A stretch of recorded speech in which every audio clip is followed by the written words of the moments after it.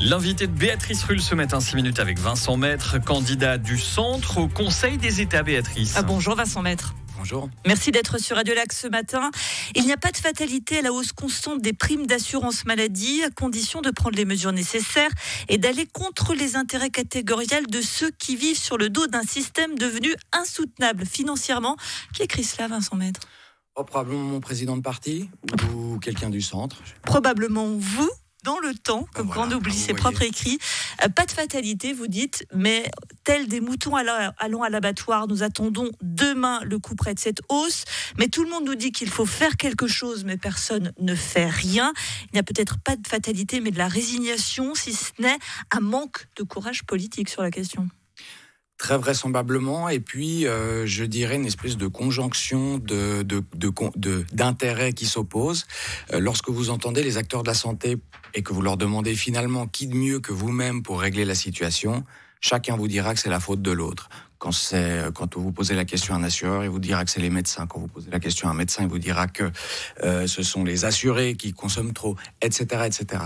Et puis d'ailleurs, c'est un peu pour ça, finalement, que nous avons déposé cette initiative pour un frein au coût de la santé qui oblige les acteurs de la santé et les politiques à se mettre autour d'une table à partir du moment où les primes augmentent plus que les salaires. Ça, à mon avis, quand certains lui trouvent déjà la critique de ne pas être assez précise, eh bien, nous pensons justement que c'est une initiative qui frappe particulièrement bien parce que, pour une fois, elle contraint les gens à sortir de la pièce avec une solution. C'est ce qui a probablement fait cruellement défaut toutes ces dernières années. On sait pertinemment que les coûts les augmentations de coûts ne sont pas.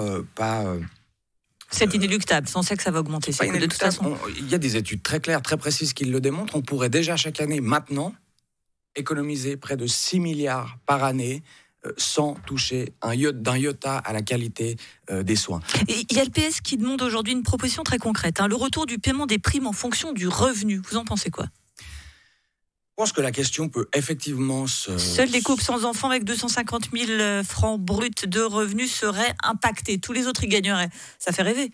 Oui, ça fait rêver. Comme souvent les solutions du PS sur le papier, on se rend compte en réalité que lorsqu'il faut les appliquer, c'est un tout petit peu plus compliqué que ça. Peut-être gagnez-vous 250 000 francs plus. Moi, je suis tout à fait ouvert à ce que le débat se fasse là-dessus. Et c'est une vraie question qu'on peut légitimement se poser. Après, il faut voir, ça remet en question un grand principe, qui est le principe de la solidarité chez nous. Et qui est en fait, finalement...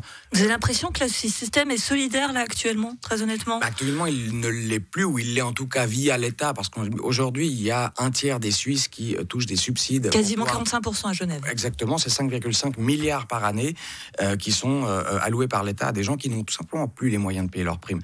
C'est bien que le système est clairement arrivé au bout, qu'il ne fonctionne plus. Je note au passage que la LAMAL était une loi de Madame Dreyfus qui toute socialiste qu'elle était, partait d'un excellent sentiment, mais qui s'est très vite heurté et confronté à la réalité du système, la réalité du terrain.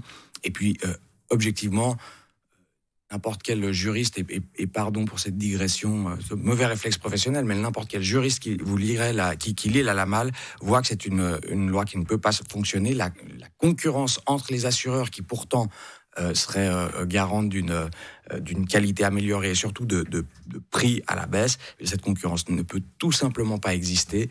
On le voit en lisant la loi, c'est absolument incompatible avec un système fluide et à l'avantage du consommateur, entre guillemets, c'est-à-dire de l'assuré.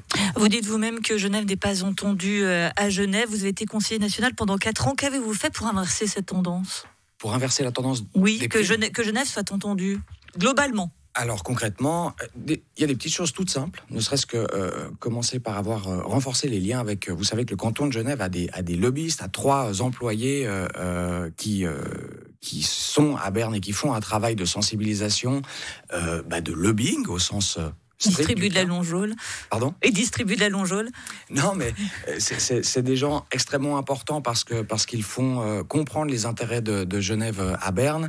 Les parlementaires ont ce rôle-là, mes 11 collègues genevois, tous ne le font pas forcément avec la même rigueur, mais faire comprendre que Genève compte parce que c'est un acteur économique majeur de notre pays, que Genève compte parce qu'elle paye chaque année des dizaines, voire des centaines de millions, 260 millions pour cette année, à la péréquation intercantonale. Donc c'est le pot commun suisse qui va aider des cantons moins favorisés économiquement. Il y a énormément de choses. Moi, je pense que Genève est effectivement encore trop mal défendu à Berne sur des dossiers importants en termes d'infrastructures. Tout le monde s'est rendu compte que nous avons été les grands oubliés, les grands lésés des projets d'infrastructures ferroviaires, par exemple, mais aussi de la route. Et ça, c'est évidemment le temps passe. Peser à Berne qu'on peut faire avancer les choses. Je voudrais juste vous entendre sur quelque chose d'important. Vous êtes un Européen convaincu. Comment pouvez-vous faire alliance avec l'UDC en étant un Européen convaincu ? Sur tous les autres points avec lesquels on est en phase. Donc l'Europe n'est plus important ? Si, l'Europe est absolument importante, mais vous savez, j'ai bon espoir que l'UDC puisse aussi être convaincu de l'importance. Vous pensez que Célina Baudry va changer d'avis sur l'Europe ? Moi, je pense que leur opinion est susceptible d'évoluer. Bien sûr qu'on n'en fera jamais des pro-européens convaincus et que le jour où un UDC demandera l'adhésion à l'Europe n'est pas pour demain la veille. Ça, c'est sûr. En revanche, si vous notez bien, il y a quelques années, l'UDC avait lancé une initiative populaire pour résilier les accords bilatéraux. Aujourd'hui, il n'y a plus un seul... C'est la libre circulation qui va les résilier. Aujourd'hui, il n'y a plus un seul UDC qui ne dit pas que la voie bilatérale est la bonne solution et qu'il faut la renforcer, parce qu'ils se sont tous aussi rendus compte à Berne qu'avec l'abandon de l'accord cadre, ma foi, il y a eu des conséquences concrètes sur la vie des gens, dans le secteur des medtech, dans le secteur de la recherche, des universités, dans le secteur bancaire, sur les reconnaissances ou l'accès au marché. Tout ceci a pesé lourdement sur nos entreprises, sur nos étudiants universitaires, sur les chercheurs, etc., etc. Ils s'en rendent compte. Donc, eux-mêmes ont probablement une opinion qui a évolué sur l'Europe. Tout espoir n'est pas perdu. Merci beaucoup Vincent Maître, candidat du Centre Conseil des États, d'avoir été sur Radio Lac ce matin.